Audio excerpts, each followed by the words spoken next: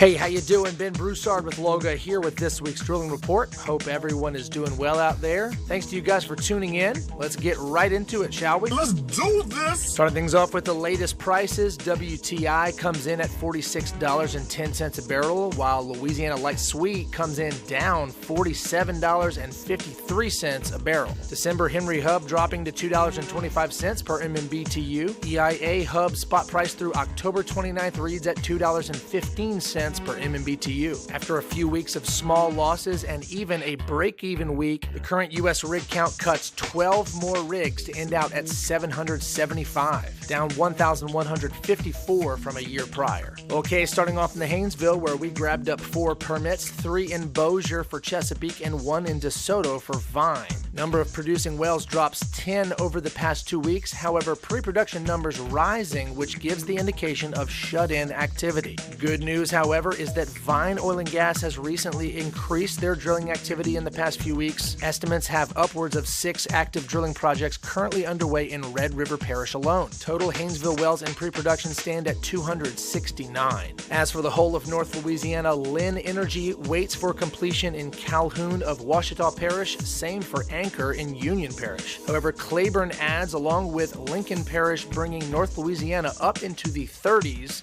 barely, at 30 rigs. Tuscaloosa Marine Shale, nothing doing. Pre-production numbers stay at 9.